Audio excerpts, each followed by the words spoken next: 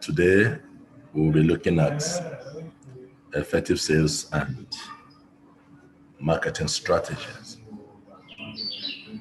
I want to hope that it shall be an interactive time together and a time of knowledge sharing.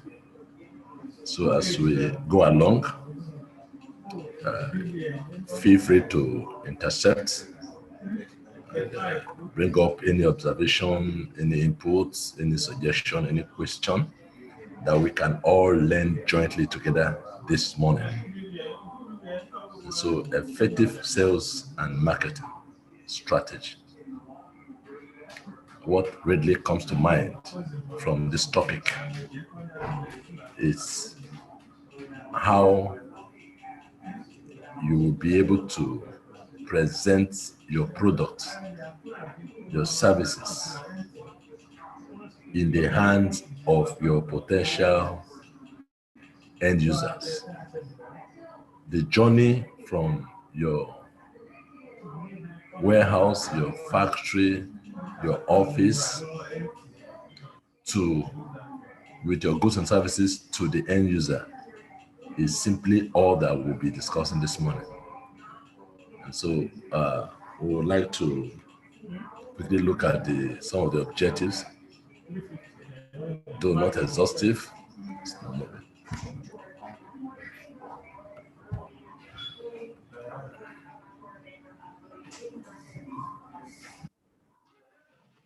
This is like a guide for us this morning as we journey through this discussion. We will be looking at the definition of marketing and understanding the steps in marketing process. We'll be looking also at the difference between marketing and selling. Oftentimes these words are used interchangeably. There are one or two differences we're going to look at this morning. Also, we'll be looking at the key elements in selling your products and marketing mix. We shall be looking at how to improve your selling skills. And then we will look at the importance of marketing research and information gathering. And lastly, putting your marketing plan into action. So all of these objectives will guide us this morning in our discussion. Like I said, looking at the topic, you can really say that these objectives are not exhaustive. However, this is just like a guide so that we can be focused in our discussion this morning. So we will first look at a few definitions of marketing by scholars, institutions, and then we will also conclude or sum up this definition in a more understanding manner. So the first on the list of the definition this morning is the one by American Marketing Association. And they define marketing as the activity, set of institutions, and processes for creating, communicating, delivering, and exchanging offerings that have value for customers.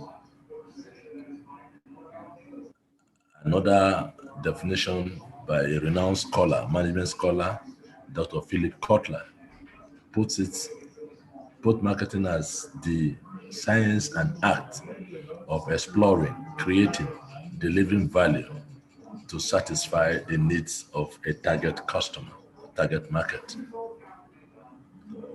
They also have the definition from Chartered Institute of Marketing as the management of process responsible for identifying, anticipating, and satisfying customer requirements profitably. They also say that marketing is the process of getting the right products and services to the right customers at the right place and price, using the right promotions and publicity.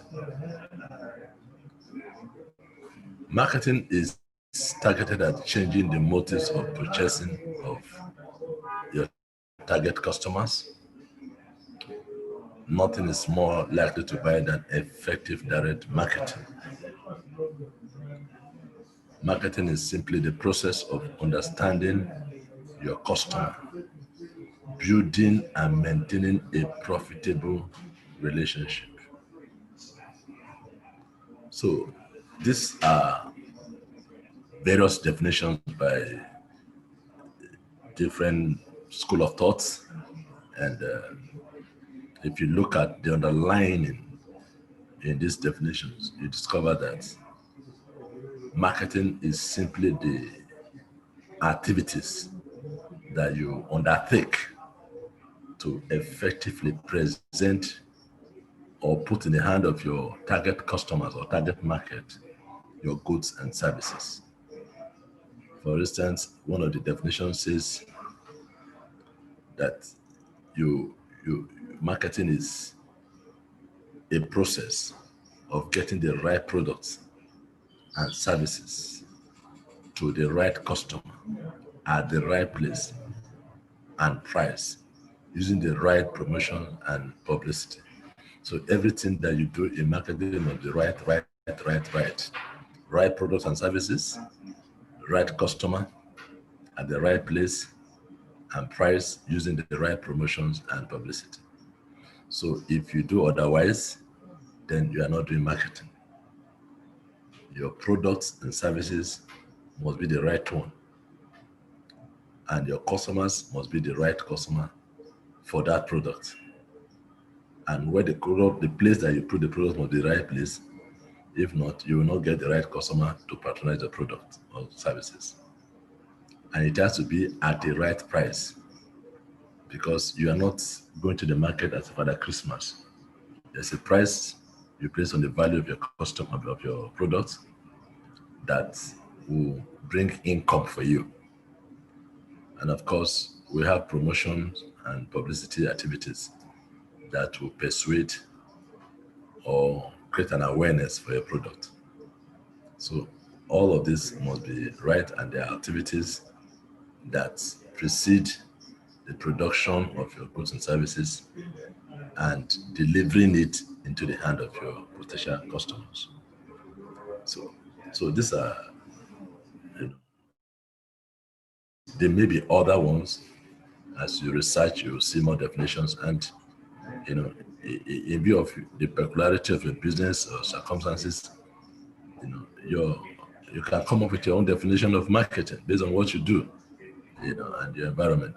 But these are like universally accepted definitions all over, for marketing.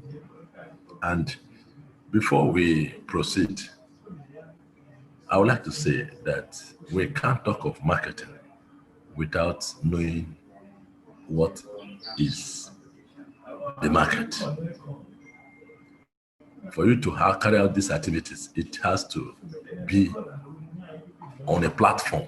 It has to be on a foundation, and that is market. Market is a platform, is a foundation, is a base by which marketing strives. And so we want to know what is the market. The market is a physical place where exchange of goods and services take place. Market is a place or a physical place where the exchange of goods and services take place. And there are basically two parties to any market transaction. And these are the buyers and the sellers. And so market can be a physical environment. Market can be, online, So wherever you place your goods and services for your buyers to come and pick, it's called the market. In the course of this discussion, we shall see more of the different types of markets that are available to us. But I say this as to take off that marketing strives on the platform of the market. And marketing is the activities, or they are the activities that a seller is involved to bring his goods and services into the hand of the end user, the target customer, or the target market. And so we want to also look at the definition of sales. Remember, we're looking at effective sales and marketing strategies. So sales can be defined as the exchange of goods and services for money or compensation. Sales is satisfying a customer's needs or wants. So why marketing is looked at as a process or activities? Sales is the direct exchange of goods and services for money. Marketing does the work on the drawing board, but sales execute the actual sales, the actual delivery of the product to the hand of the customers. And so sales bring you in contact with the end user. Sales bring you directly in contact with the end users. And so we will be looking at some of the differences that are noticeable between marketing and sales this morning. But before then, we can also say that sales is actually the pitch part of marketing concerned with persuading customers to buy the product or services of an organization.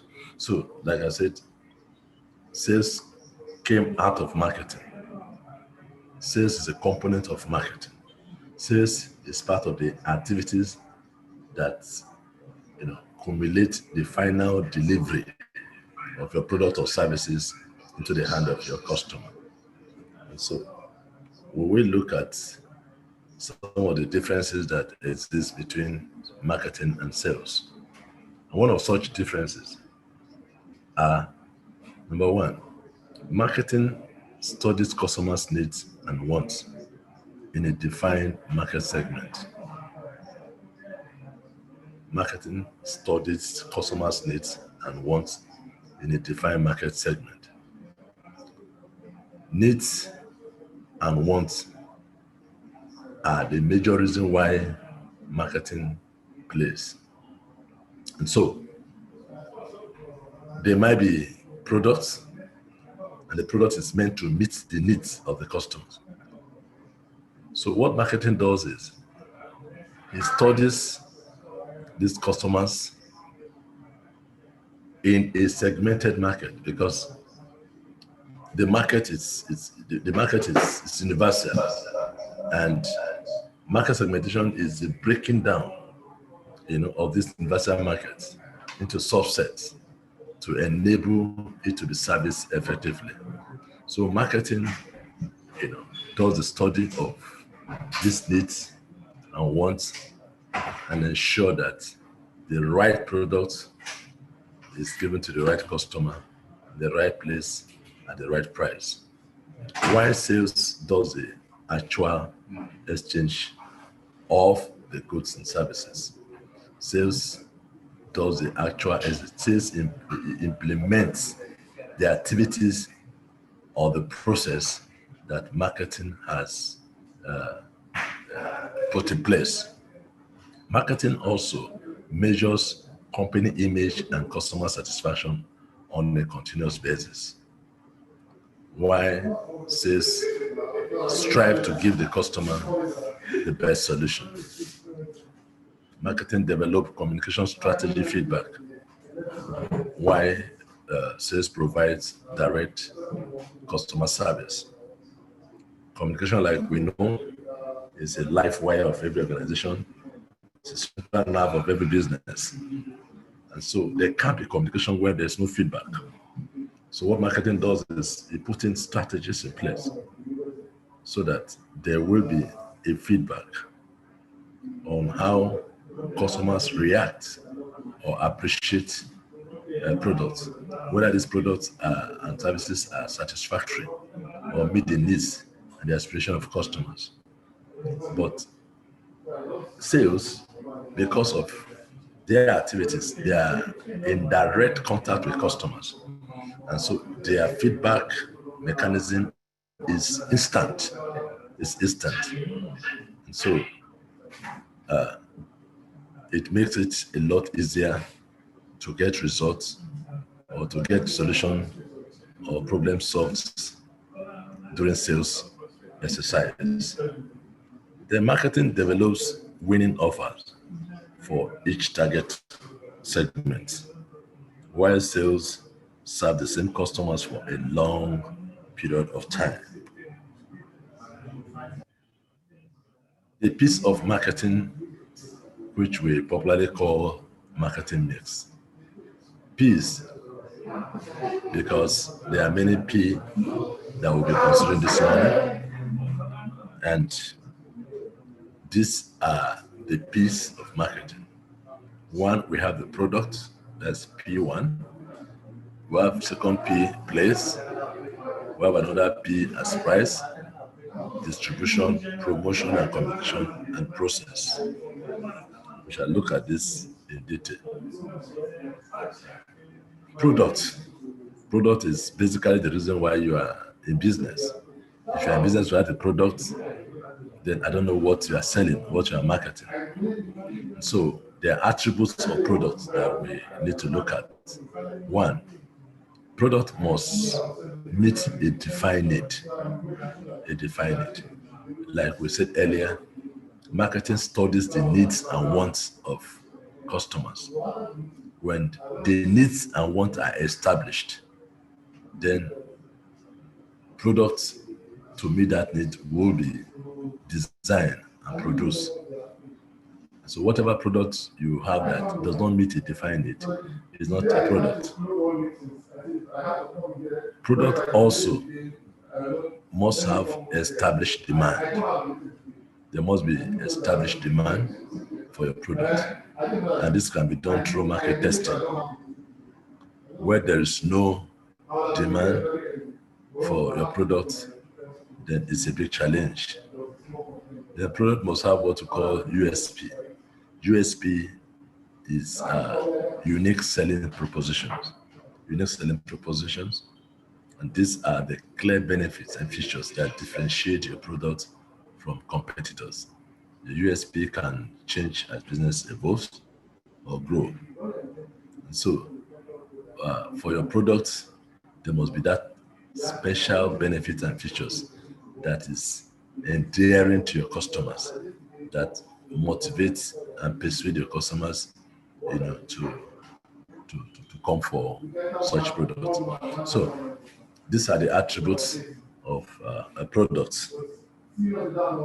Then we have distribution, out to get the product out of your organization to the target market or the end users. And so the readily question that comes to mind when we talk about distribution is how and where products sold or is sold to the customer. Location, where and sales are made. Then we have intermediaries such as wholesalers, retailers, or sales agents. And these are the vehicles through which we can reach your end users. So when you talk about distribution, these questions must be established and answers provided for them. It's very important we recognize the activities of the wholesalers and retailers or sales agents, especially when you have a big company organizations like the multinationals and other big conglomerates that need the service of the middleman. But where your business is, of a smaller size, you might be needing people like the sales agents, or you can do a direct sales for yourself. Then another P is price. price is key. Price is key. Price determine, the cost of your products and what you get as an income, as a profit at the end of the day. And so price must be such that we generate income, more importantly, profit for you. All other elements of marketing is incur costs except price. Price must bring an understanding in the relationship between cost, price, and profit. And that is further explained in the diagram below, where we have cost, price, and profit. What are the components of cost here? They are time, materials, and overheads. These are where you spend money, where your capital is invested, is spent. And then price is what you can charge when the product is ready in the marketplace based on the value and the cost. You discover that we have many brands of toothpaste in the market. They all serve the same purpose of, cleaning your teeth or making you to have a healthy tooth and all of that. But they are not of the same prices. They are not of the same quality. They are not of the same value. And so, price is placed on the product based on the value and the cost of production. And the price be such that when a customer paid, you should be able to have a difference that would be called profit.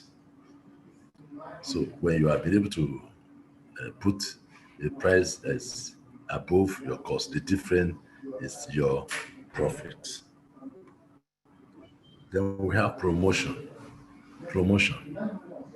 These are activities that brings your products to the awareness of your customers or target customers, target market.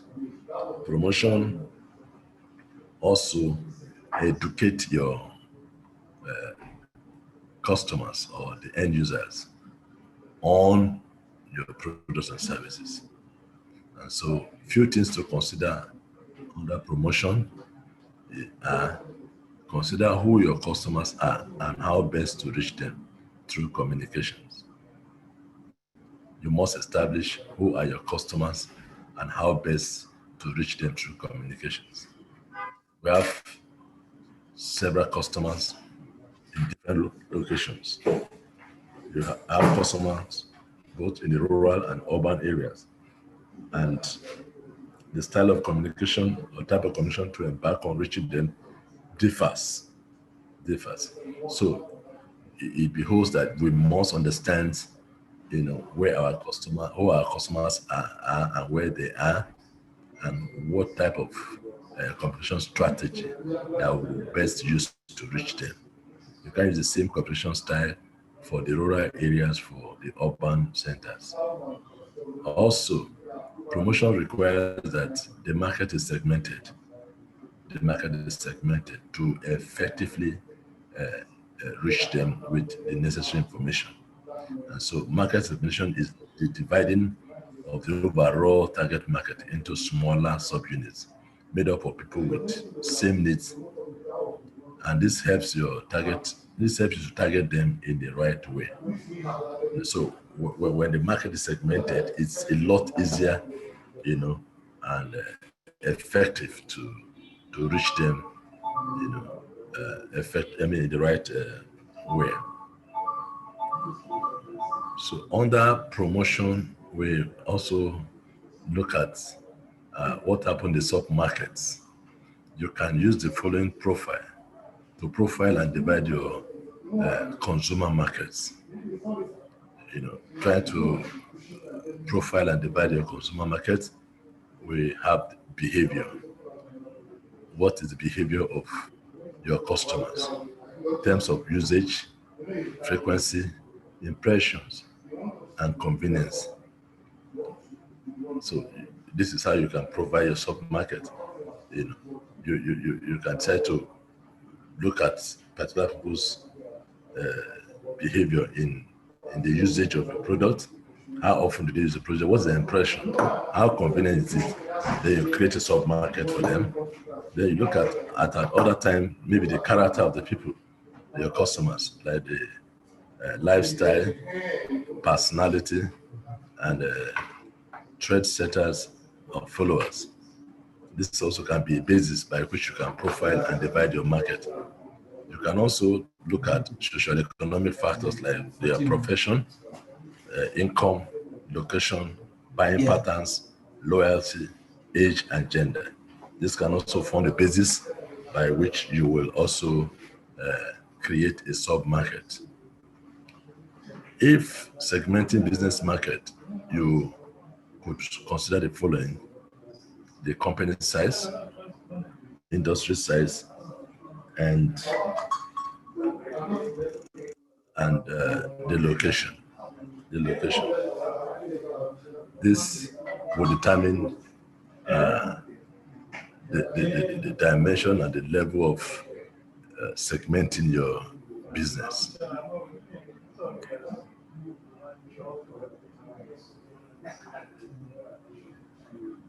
Earlier when I mentioned in our takeoff remark what is a market or what market is. And now we can look at different types of market here. I said earlier the market is a place where goods and services are being exchanged. So we have different types of markets, and some of which are: one, we have the potential market. These are those in the total population who are interested in acquiring the products. They are acquiring the products, but they may not have what it takes to take the product home. We call them potential markets. Then we have available markets. Available markets are those in the potential market who have enough money to buy the product home.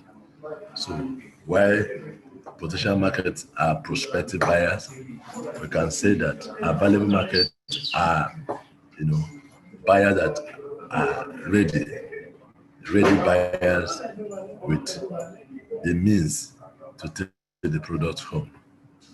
Then we also have what we call qualified available market.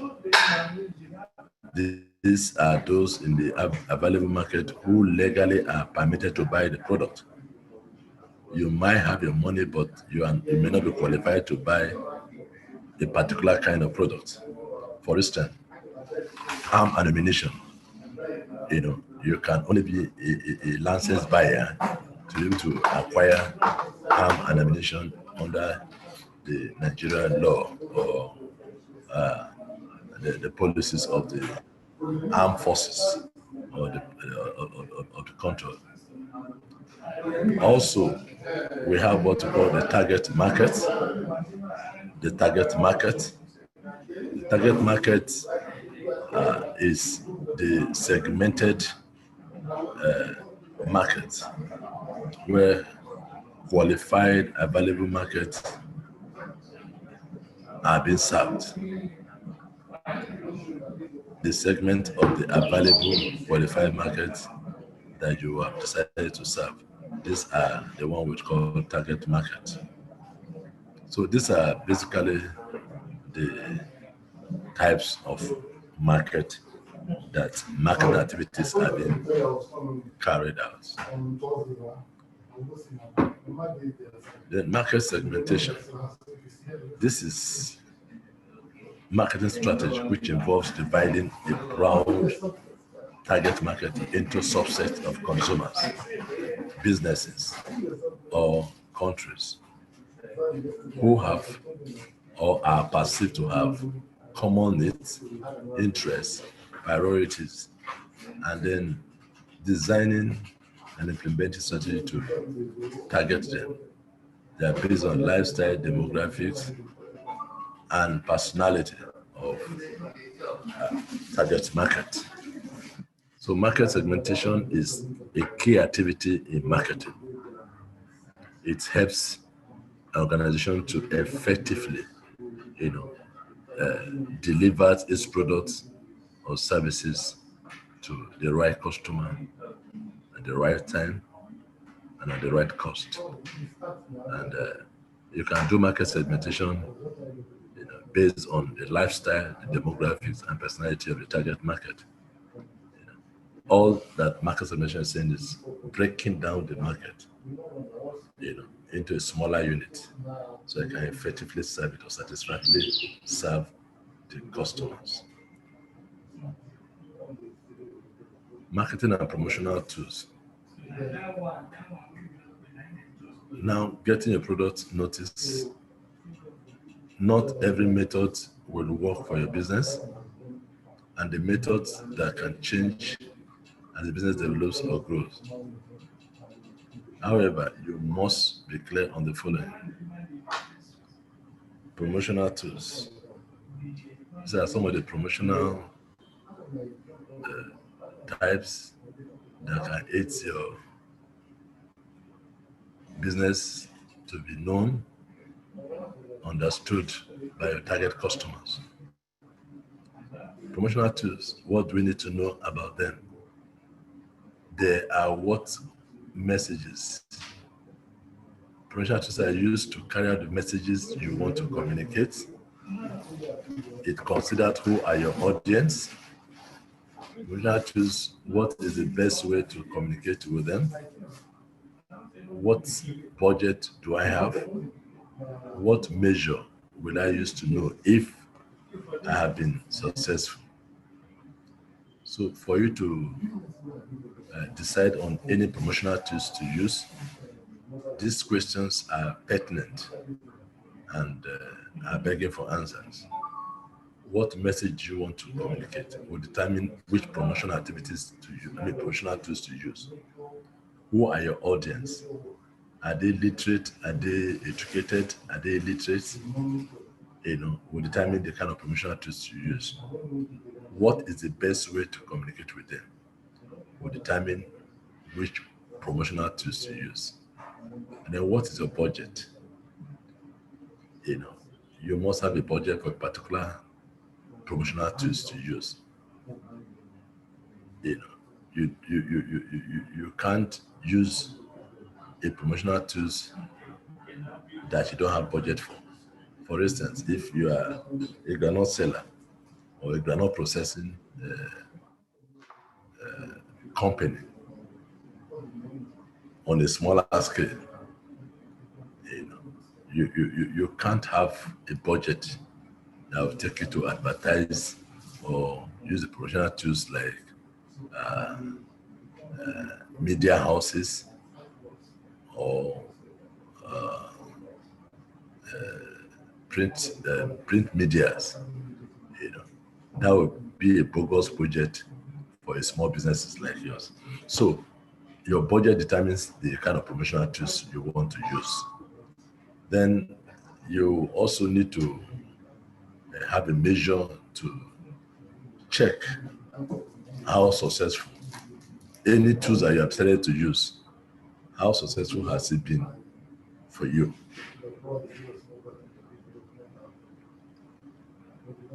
So talking about tools for promotions, we have 6 basic ones. There may be others, but we want to consider this 6 basic one in view of our discussion this morning. Number 1, public relations. Public relations, as the name implies, it's a relationship that exists between the organization and the public. The public here is your target customer, or target market, or the end user. And so public relations is about creating and maintaining an image for your business or product. That is the essence of its value and integrity.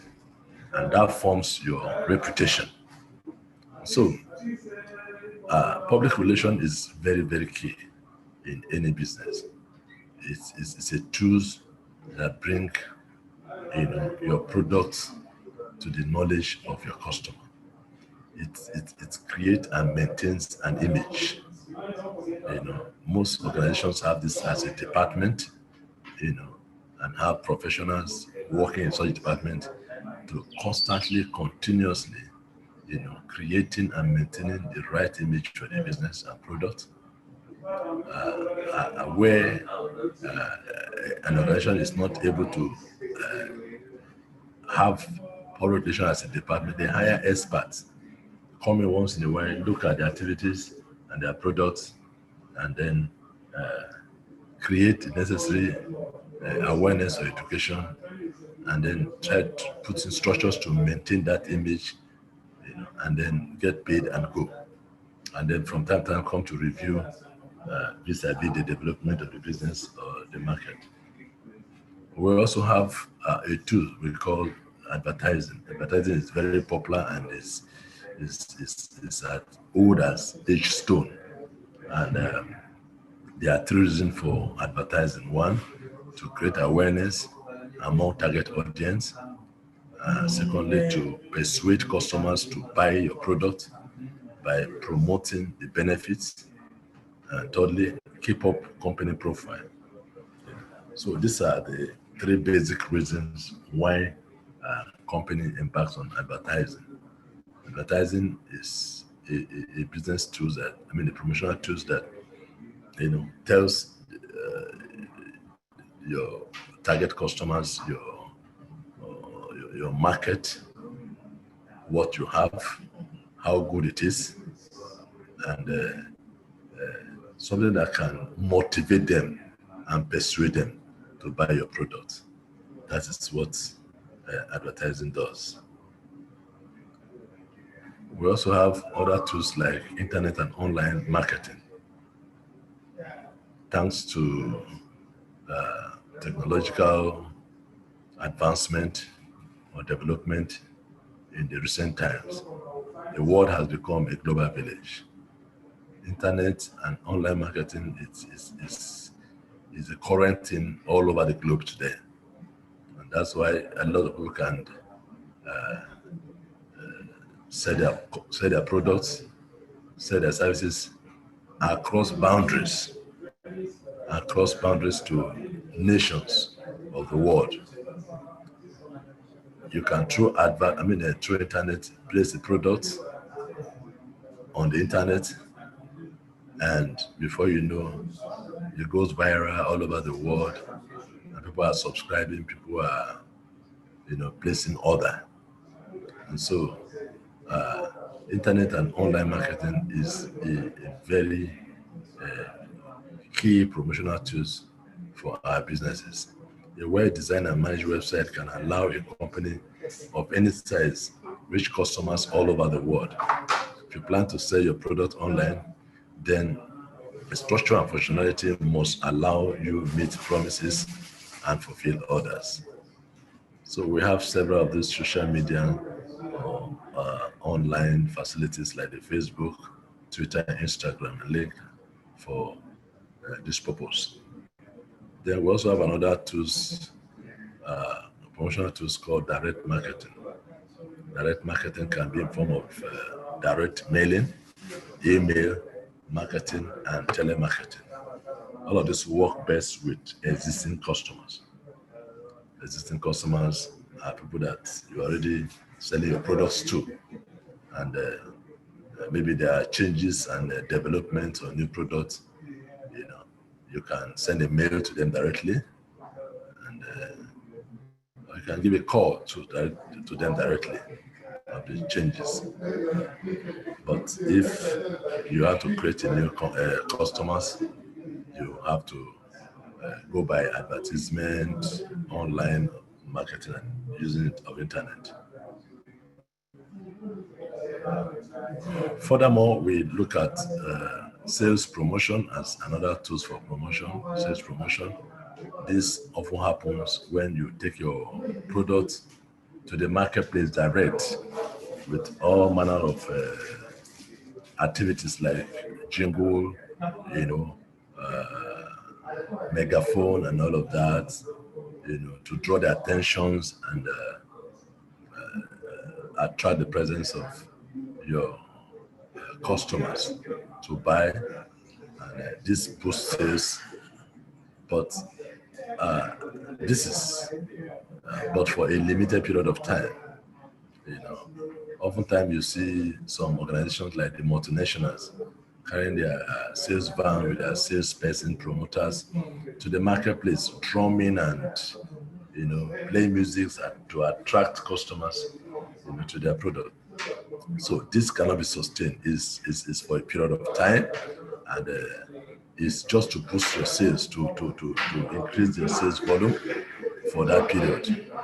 And one of the things they do is to provide a discount, price reduction, give out vouchers, extended guarantees, and all manner of promises, for that immediate time, after which it cannot be sustained because it has its far-reaching implication, because what you cannot sustain, you better not embark on. But, for the objective of maximizing sales or boosting sales at that point in time, companies and organizations have to embark on this sales promotion. Then we also have another tools for promotion, personal selling.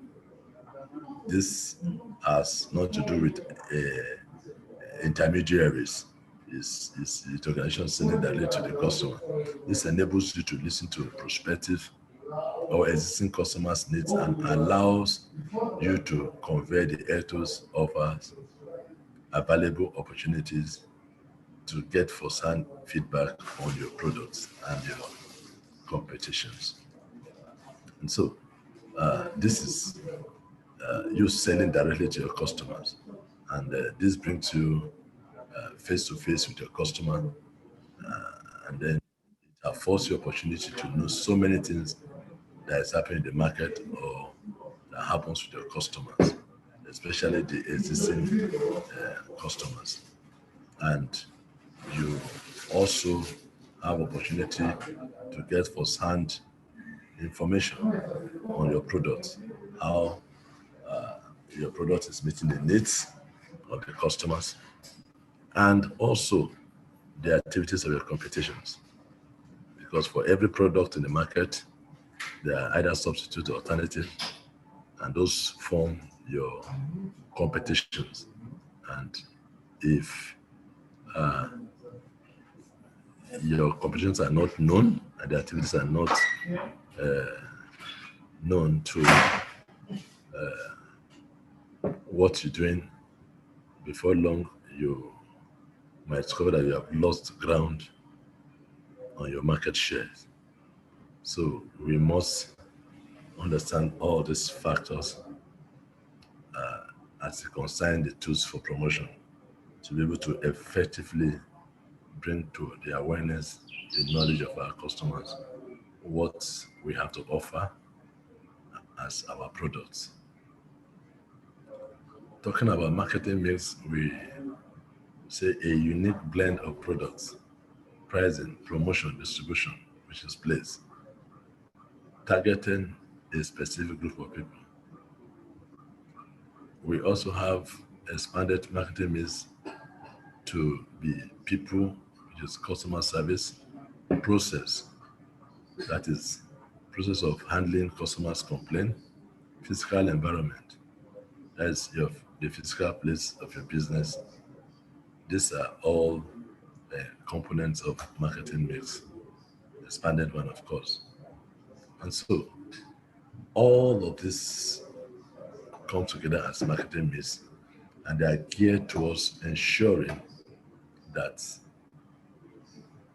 your relationship with your potential customers, your target market, is effectively served, is satisfactorily maintained.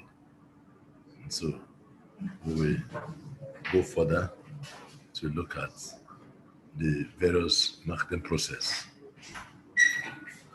Some of the marketing process that we'll be considering in our discussion today are: one, understanding customer needs and wants.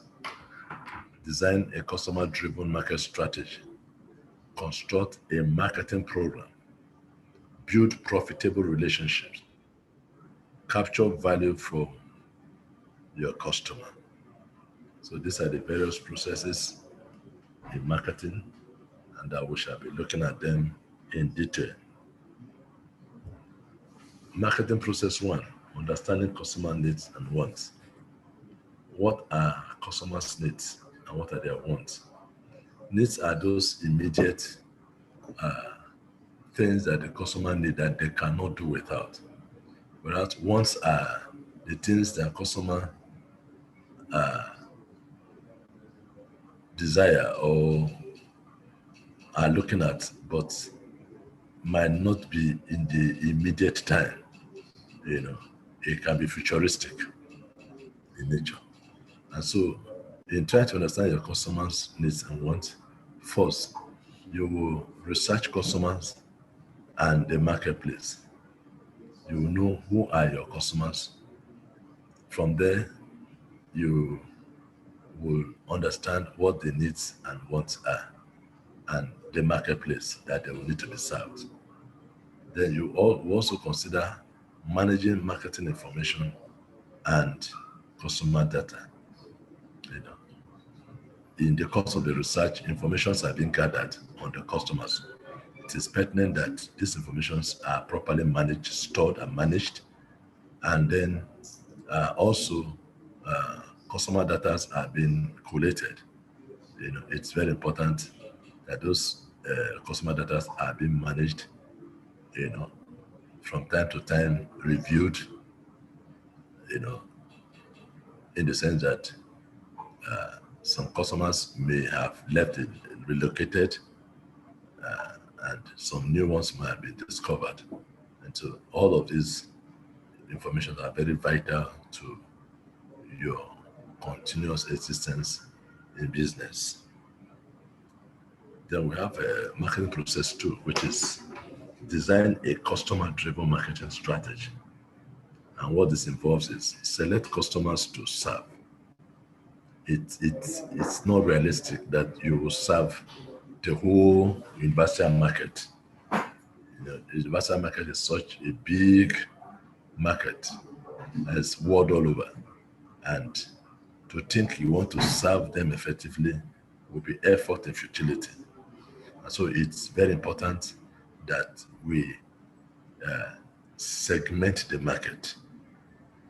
Segmentation and targeting is part of the ways that we can design a customer-driven market strategy. Then you should also look at value proposition, differentiation, and positioning. These are also ways that we can design a customer-driven marketing strategy. Then we look at marketing process 3, which is construct a marketing program that delivers value. A marketing program that delivers value. In fact, marketing or product is all about the value it carries. If your product is not carrying a value, then it's as good as not being in business. And so we have this to consider in constructing a marketing program that delivers value. 1, product and services design.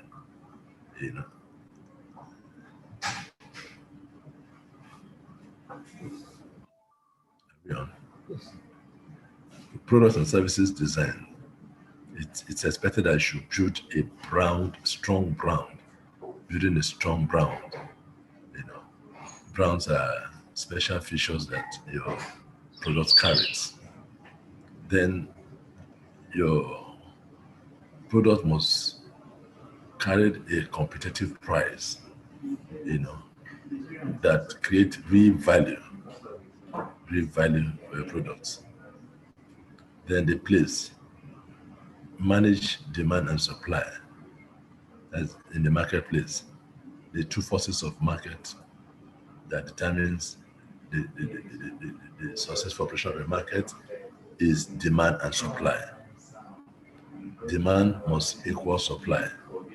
If otherwise, there are far-reaching consequences. And so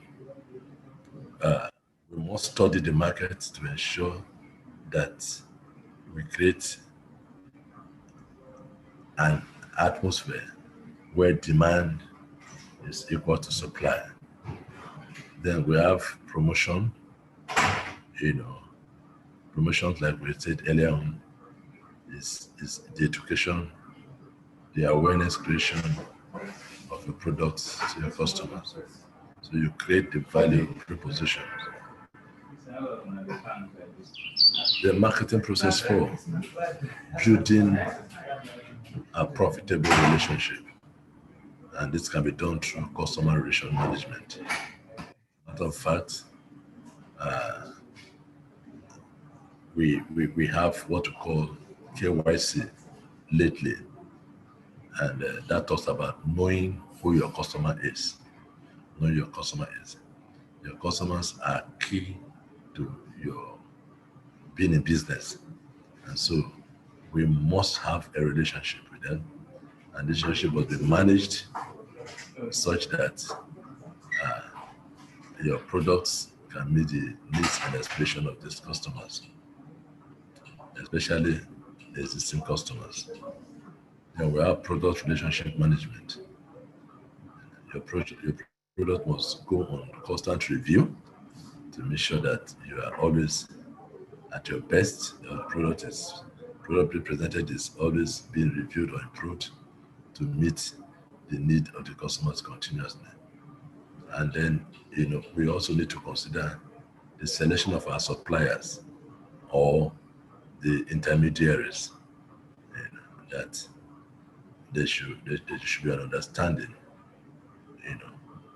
or a training that will ensure that the product is well protected, managed, and presented to the end users as it were. Because the activities of suppliers can mar or make an organization. Marketing process 5, capturing value from customers in return. When you have done all that is needful as an organization by presenting the valuable products to the hand of your customer, it behoves that you should capture value from your customer in terms of return. The product must be able to generate revenue to earn you profit. It must create loyal brand, loyal satisfaction. Your customers must remain loyal because of the value that you've placed on your product. It also increases your market share. At the end of the day, your market share must increase. Having presented the praised products and gotten a lot of loyal customers. You must at this point increase your market share. All right, so we make progress. We want to look at importance of market research. Importance of market research. And talking about information gathering in the marketplace. This is key, this is fundamental. Because if you must know anything about your target market, your end users, information gathering is key. Information gathering is key. And so we want to look at areas that information gathering can be useful or can be applied. Number one, in the area of decision making and validation. Most of the decisions that are taken as it concerns products or new business, new production line, it has to be based on information from the marketplace. We also have market research helping in developing market strategy and effective planning. Market research also can be used in cost-benefit analysis, production and process development, issue analysis, finding new opportunities, focused effort, and monitoring performance.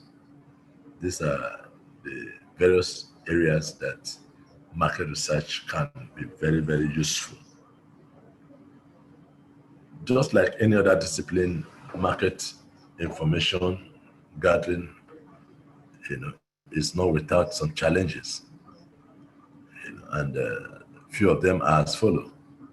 One, information overload. Information overload. When you go to the marketplace for information, you discover that you have so much information that, if one is not careful, you instead of being convinced on a particular matter, you get confused. And so we must take note of information overload and take our time to filter information and then make do with the relevant one for decision making, for planning, and other aids to marketing. We also may experience poor internet access. Some of those information gathering can be online, and in the process, you may be experiencing poor access to the internet. For instance, like in the course of this discussion, since we started, you might have seen yourself going off online because of network challenge. It's common, all over. And so it's a challenge to accessing market information. Sometimes the cost associated with accessing information is high, and it becomes a constraint to getting the necessary information. And then lack of training and skills. The requisite training and skill for some organization to access information may be lacking. Then organizations might lack the awareness of local institutions that provide market information or information provided by some organizations or institutions might be biased and discriminating. So these are challenges. We have local institutions that market information can be gotten. Some exhibition centers, some government offices, and the like. So if you have a business directorates, or you get to your Federal Ministry of Trade and Commerce, you get some names of institutions that this information can be provided from time to time. And be careful about the providers, because like I said, they may be biased, they may be discriminating, and information gotten under such circumstances may be detrimental to your business. They will also have a challenge of limited resources. All of these activities depend on your budget. You are aspiring to get a facility for start a business or to further enhance your business, and such facilities are limited. And if you are not properly, if you don't properly plan, you might succeed in incurring costs that may affect your profit at the end of the day. And so you look at visit to the marketplace, trade shows, research centers, and other places, and see the ones that are relevant that you can within the scope or within the limited resources that you have.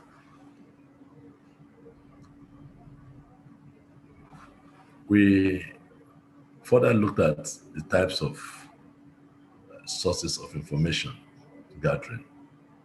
We have basically two sources of information gathering, which are secondary and primary data collection. Secondary and primary data collection. Secondary data collections can be gotten from external sources outside the organization, and first on the list is the government cycle, like I said.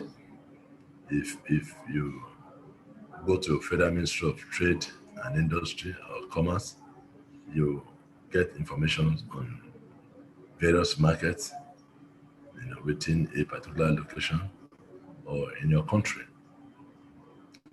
And also, you will know institutions that can provide what information based on what your business is. We also have business and trade associations, within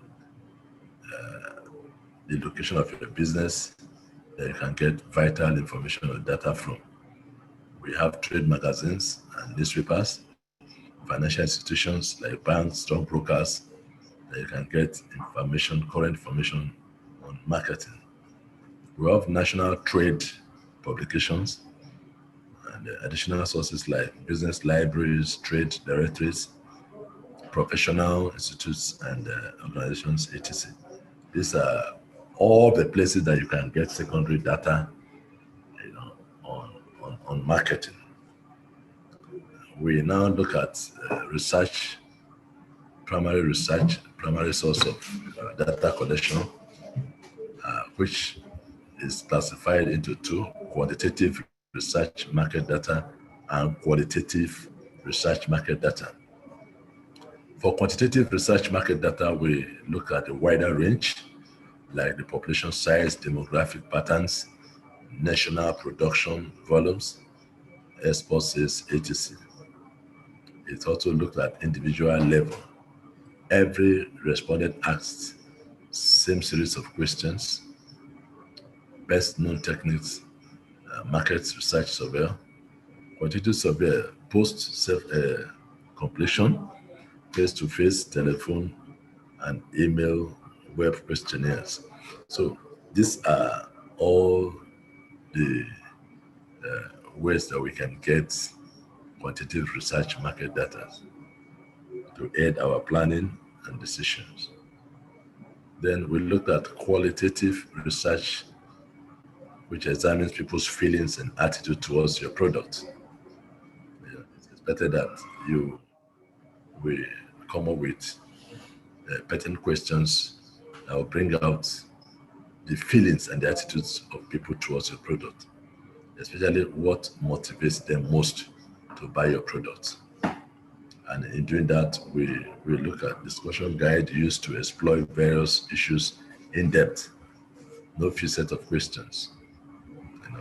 It's expected that you will be flexible and open-ended questions. We also have opportunity to meet face-to-face, with respondent. And the best known techniques for qualitative research is market research focused on people, 6 to 10 targeted respondents. Then you have a moderator that can lead them into some questions and get response as it were. Then we have online sources of information gathering. Like I said earlier, the world has become a global village. Virtually all information you need on a particular subject can be sourced online. And so you have your subjects and the sites of interest to visit, and you get appropriate data on market. It could be country data or foreign trade reference materials, trade and industry publications, and all of that. Then you could also gather information on market information collection techniques. This can all be gotten online source. So in primary research techniques, we look at the use of observations, interviews, and surveys and questionnaires. These are basically techniques to use when you embark on primary research. data collection. Like I said, primary research brings you face to face with your respondent, and that's why observation, interviews, and questionnaires are the key the tools to use. So, what are the challenges of research data? What are these challenges of research data? We have, for secondary research, should generally be complemented with primary field research. What this means is that it's not enough for you to base your decision or judgment on secondary data collected, and therefore it's very important to complement it with primary field study that you did. A combination of the two can put you on a better stand. Then generally, there are so many constraints of secondary research because information from especially the government circle are bound to change with change of government, with the new year policy on fiscal and monetary system of the government. And so we cannot completely rely on secondary research data collection. Then most of the research data collection might lack specific informations, and so it requires that all opportunity must be exploited to ensure that the right information are gotten.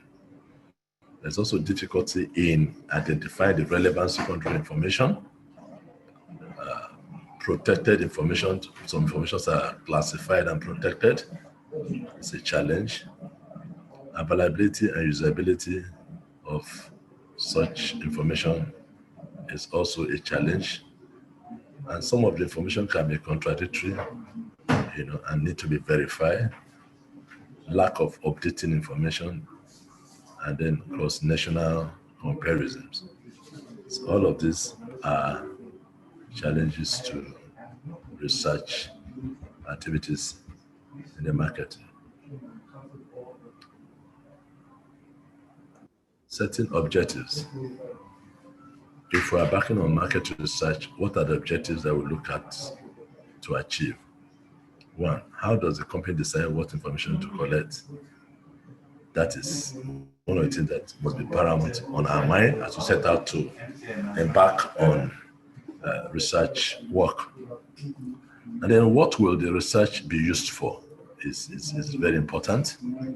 And how should the company respond to information gathered? This should be guiding objectives as we embark on market research activities. What you should know about your customers. What you should know about your customers. One, target. Who are the customers? Who are your customers? Are they decision makers? Needs and wants. What do you need to solve? What motivates them to buy? Value perception. Their perceived value equation. And so, like I said earlier, most organizations or most entrepreneurs embark on what we call KYC.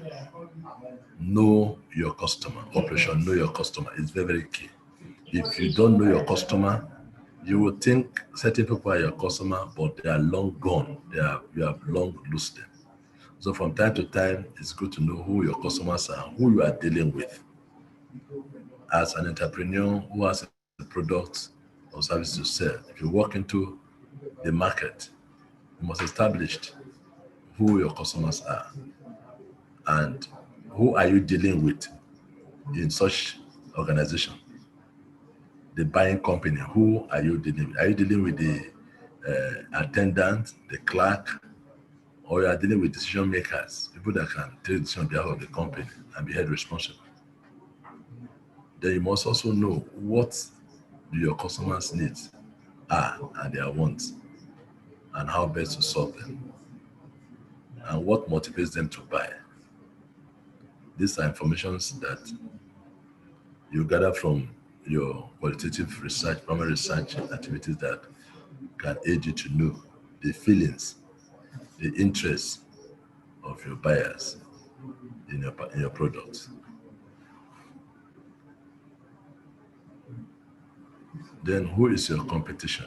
It's also very important. Like I said earlier, there are substitutes, there are alternative to products in the marketplace. And so don't ever think that you have a monopoly of whatever you are doing. There are, one and many of such products, alternative to your product in the market. And so it's a battle for survival in the marketplace. And so you need to ensure that your product is secured. The value of your product is key, and you must have a large market share. You must have the loyalty of your customers, so that you will not have to lose your customers to your competitions. Competitors are people that have similar or same product with yours in the market, and they may be selling at a different price, maybe much lower than yours, to penetrate the market, to win over your customers, or they may have a better packaging or a lesser package, whichever. You have people to contend with in the marketplace. Don't ever think that you are alone in the marketplace with that product. So it's key to know who they are, what they are doing, and to be able to ensure that you favorably compete and remain at the cutting edge of your business. So after identifying your target market, you must build an understanding of the competitive conditions.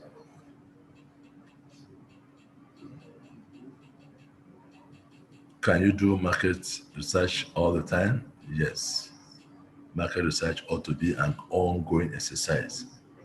Just like business is a going concern, you must at all the time review your activities vis-a-vis what is obtainable in the market at any given point in time, and then react or adjust to continue to maintain your market share, if not increasing it. Selling skill. What do customers care about? Most times they care about themselves, their wants, their needs, their desires.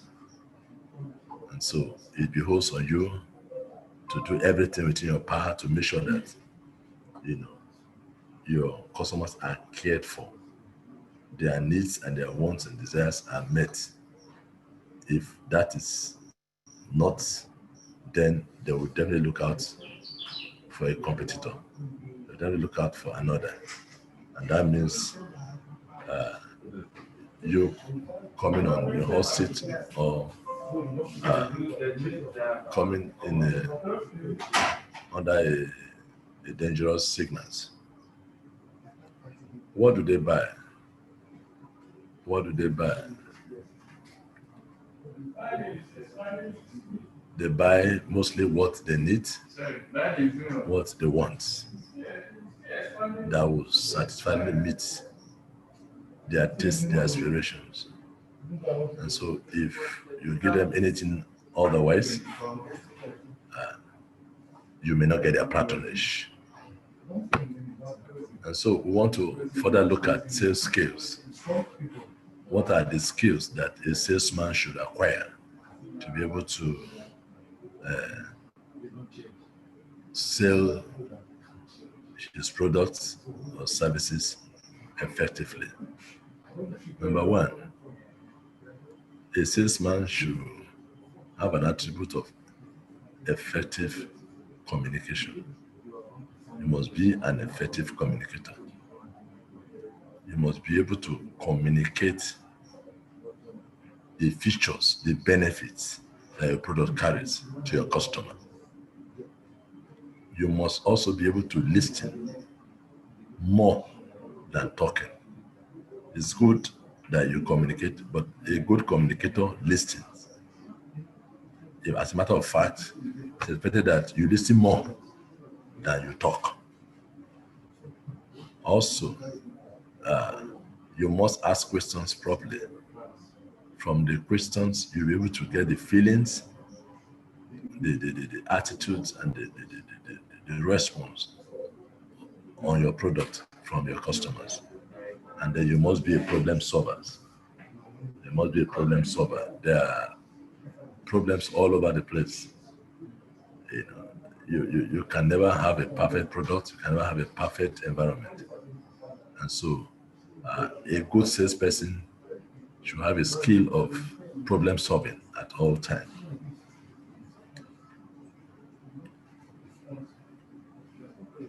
A salesman must be well organized, self-starter and finisher, well-mannered and cautious, naturally persuasive. These are all the attributes and quality of a salesperson. You must be well organized. You must be a self-starter and finisher. You must be well-mannered and cautious, which is very, very key. And all of these skill acquired over time. Organizations should be able to train and retrain their staffs, their salesmen, to acquire these skills and better represent the organizations in the marketplace. Sales attitude. A salesman should have a positive attitude all the time, no negativity. He should develop an attitude of persistence and determination. He should develop an attitude of superior quality. These are all attitudes of a salesperson. Selling attitude requires you always maintain a pleasant personality. You can't afford to be timid, and go on low self-esteem as a salesperson. You must be brighter, must be on top of what you know best at every given point. Your disposition must be a pleasant one all the time. Before you do anything else, as a salesperson, you must sell yourself. Sell yourself from your appearance, your look, your talk. You speak volume. There's a saying that, the way you appear, the way you dress, that's how you'll be addressed. How you present yourself determines how you'll be received. And so as a salesperson, you must sell yourself. You must know your products. Don't let your customers tell you more of your products than yourself. Even if you're an employee, that's why there's room for learning, personal development, training and retraining. So from there, you should be able to know all about your products and be on top. You are also requires to know the value equation, know your competition, know why your customers should buy from you instead of your competition. So these are very important information that an entrepreneur or an organization should know before venturing into the marketplace. Getting in a position to sell. This is time to do the actual sales. Like we said earlier, you must know your customer, know who is the decision maker, execute your plan consistently.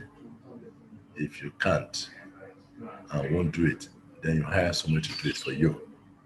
There are marketing firms, there are professional marketers that you can require that expedite when the need arises.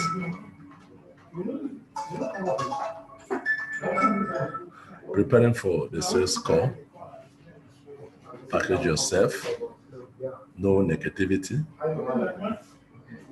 research your clients to know who they are, and be on time for any appointment. Be observant, be able to know the feelings, the response, the attitudes of your customers towards your products in all of these sales calls.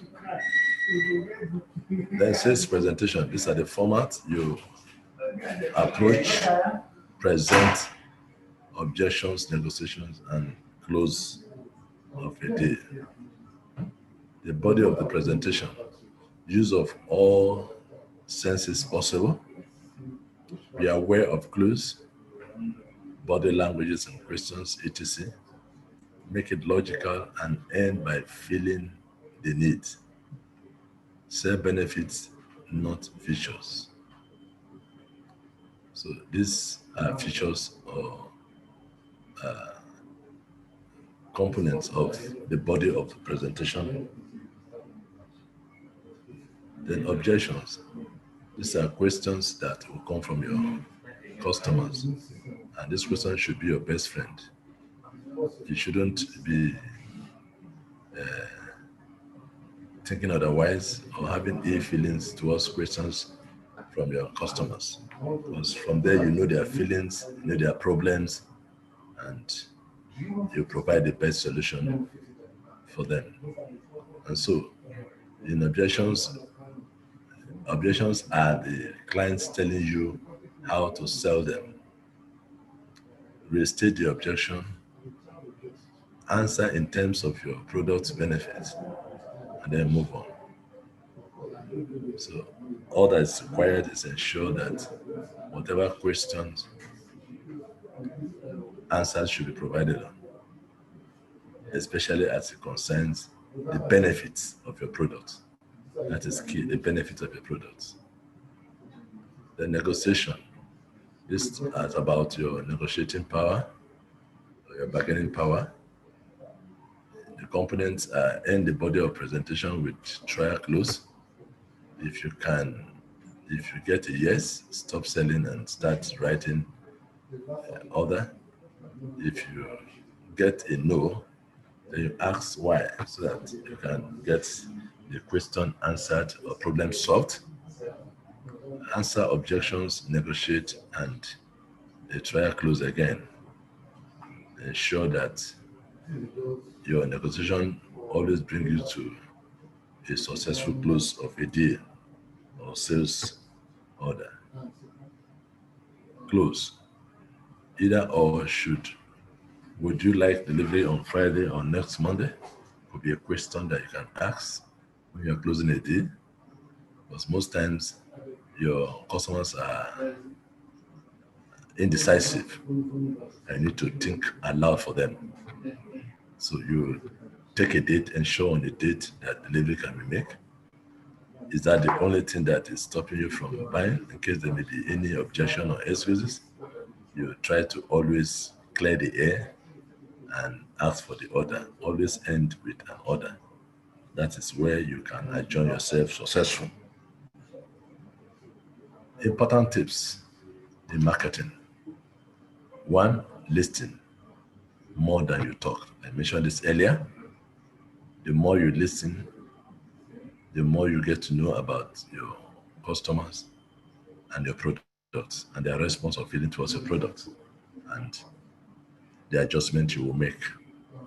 Never talk over your client. We talked about being cautious, being polite, being gentle, being nice. Listen to what they say. Control the flow. Don't allow your customers to be in charge of the flow of your discussion. Always ask for the order. If you do nothing else, ask for the order. And also ask for reference. If your customers are satisfied with your explanation, with your product, then ask them to refer other people to you. That's what we mean by referrals. And And by so doing, you increase your market share. Customer service is key. I talked about knowing who your customers are and what they want, what they don't want, who they are, and how to handle them, how to approach them. So these are some of the activities that comes to play when you are relating with your customer or when you need to service your customers. Number one, answer the phone. Customer might be calling, making inquiry, asking questions,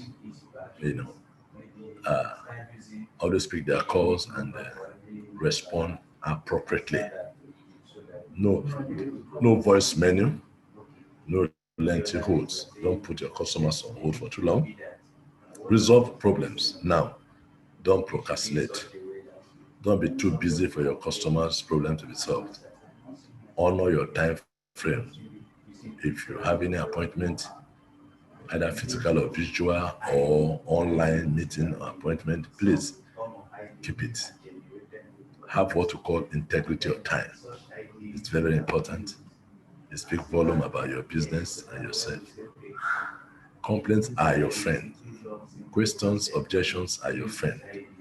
You get to show how good you really are. The way you respond, the way you react to complaints and questions and objections tells how good you are on the job. You should at no point, be nasty, be funny to your customers. They are John, your king. Without them, you are not in business. And so it behoves that they should be treated well.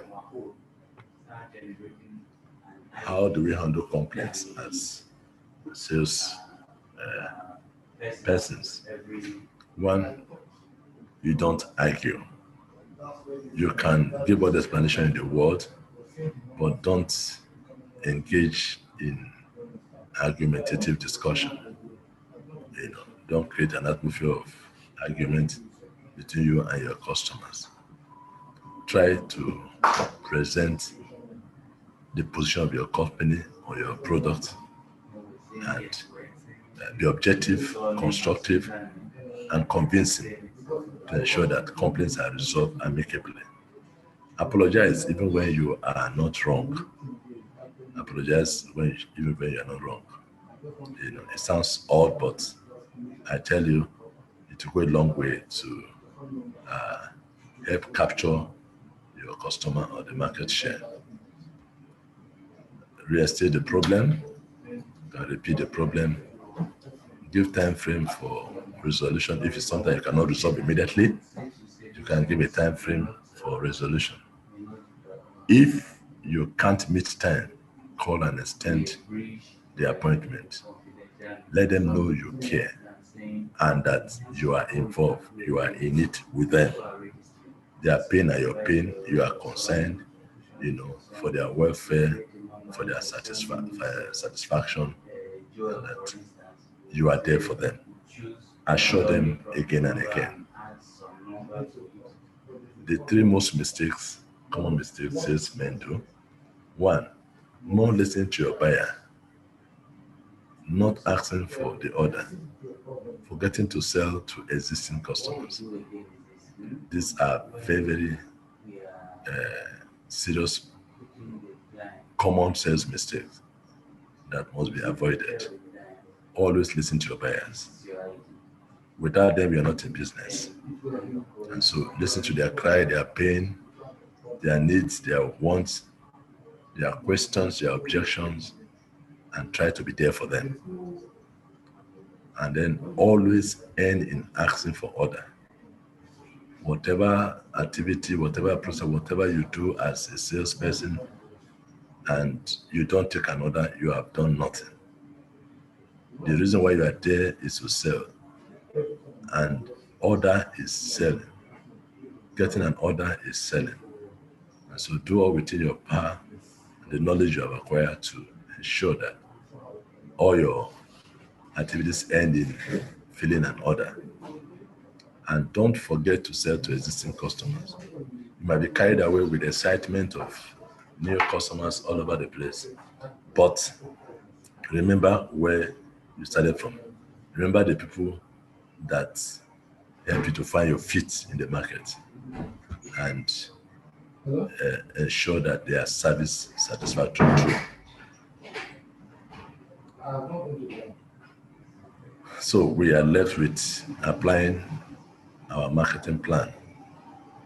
So at this point, we looked at all that we've gone through and the application of it, the implementation of them, putting them to work is applying our marketing plan, is putting into work all that we have been able to learn or been impacted.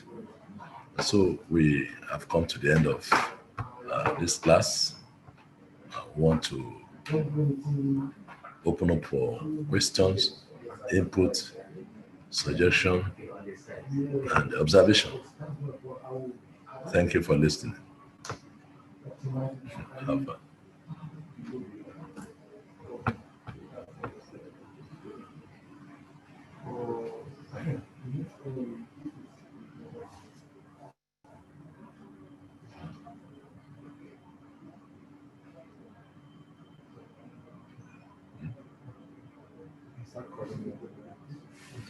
I'm not.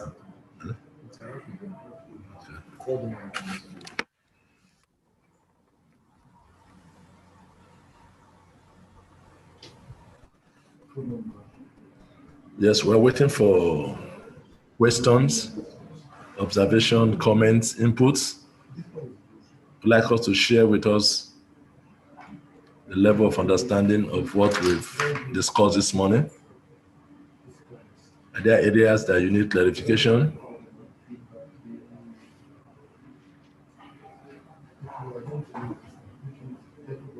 Gloria, Oprah, Luke, Eunice. Are we online?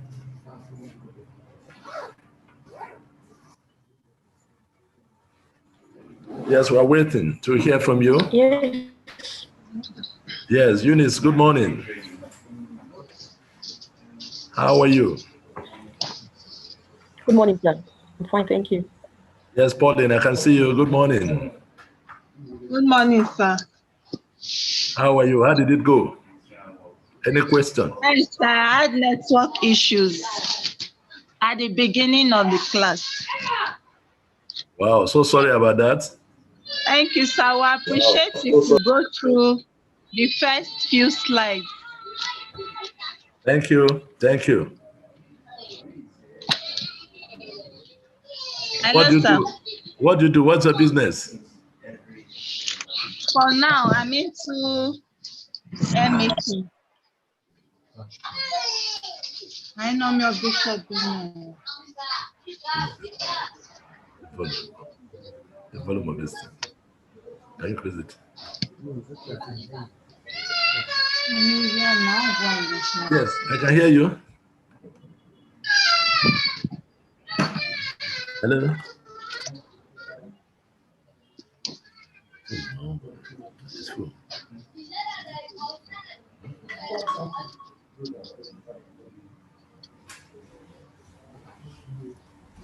Let's go.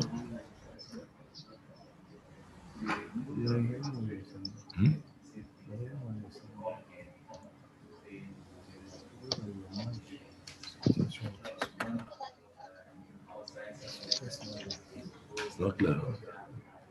Yes, sorry for the interlude.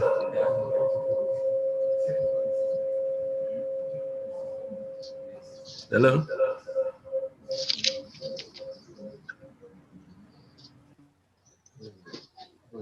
Hello, sir. Network. Yeah, later.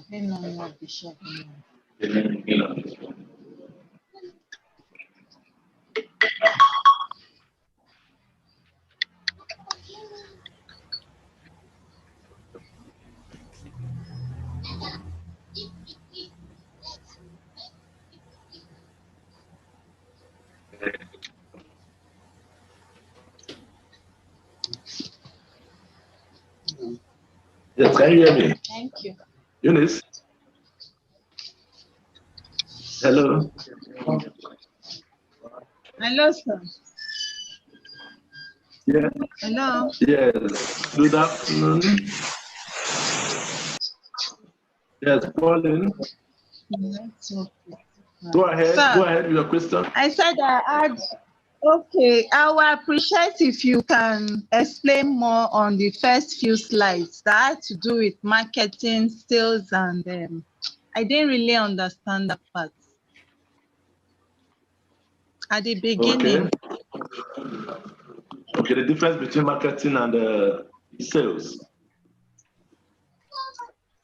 Yes, sir, the definition of marketing.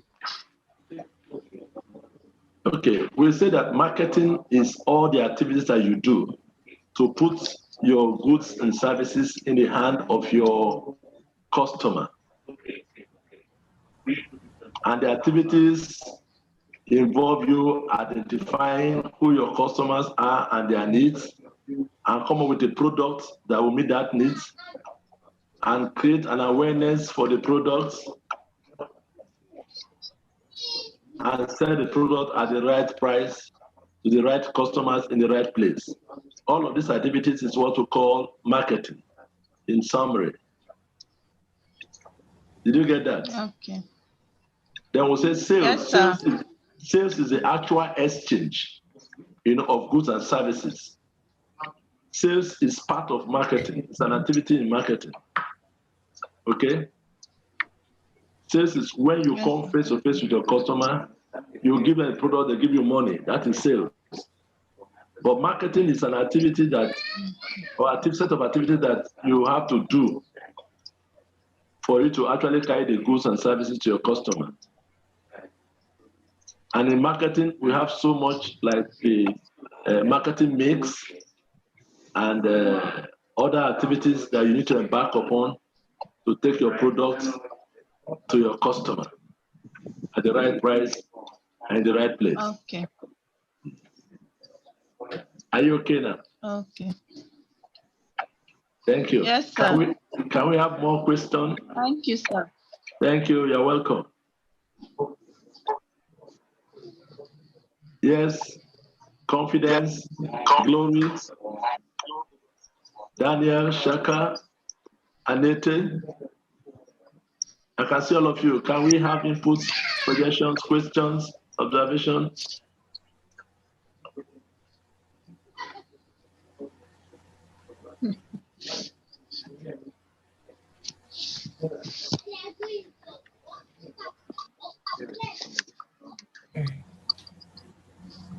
Yes, Eunice.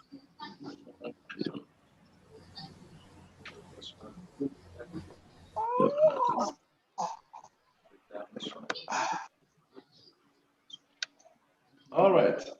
So, since we don't have any question or comments, want to call it a day here, and you sit tight for your post quiz before you finally sign off for today. Thank you very much, and have a pleasant day ahead of you. Post quiz. Hey. Yes, there was a post quiz, post lecture quiz. Okay. Are you afraid of exam?